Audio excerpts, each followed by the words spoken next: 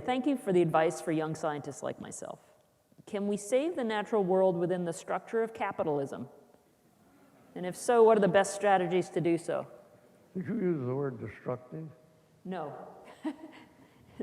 Can you save the world? Within the structure of capitalism. Can you save the natural world within the structure of capitalism? Oh, I see. Is there any way that we can constrain and promote capitalism that will align with the interests of the natural world? Increase the protection of natural environment. The conferences, there were 3 of them that I went to and contributed to in the last year, had this, they had this as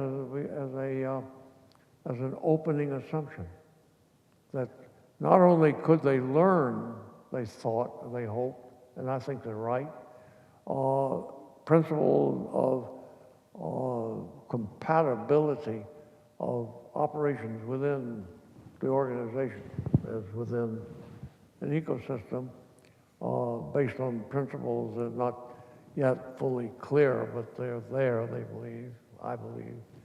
But also that they have discovered, and it's now pretty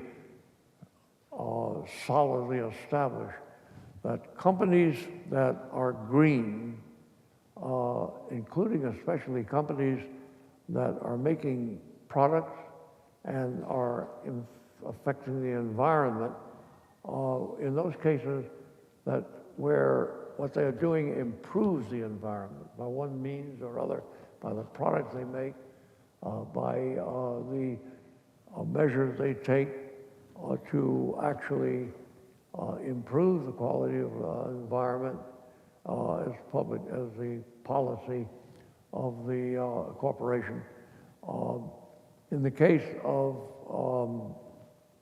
marketing, have consistently, and giving more power to the stakeholders. Taking a little bit away, they've talked about, at these conferences, they've talked away about taking something away from shareholders and give it to the stakeholders, the employees, the people who own the land that they have, they use, and so on. In all cases studied for any length, it turns out that when you do that, when you develop an amity with your potential customers and with the people especially living in the area, your profits go up. You might think that it was going to be the opposite. You know, we're going to sacrifice some of our productivity or some of our profit by doing the right thing. You thought maybe it's a price you had to pay, but in fact, it's consistently the opposite. Well, I want to add to your answer, if I may, by saying that I have seen as a government official and as a business person most of my life that when you align the interests of business with the interests of the environment, things move. And I'll use an example, and this is actually one that even uses the Nature Conservancy, my current employer. With the help of the state of California and the federal government and local entities and the Nature Conservancy, and using ESRI's incredible products and mapping tools, California said, we need renewable energy. We mapped out the Mojave Desert in California. Incredibly rich biodiversity, including critical habitat now, and if species are brought back. We identified areas that made sense for renewable energy and areas that should never be developed. And then we said, we meaning Department of Interior and BLM specifically, if you develop in those areas, we have done the environmental work, you'll have your permit within 90 days.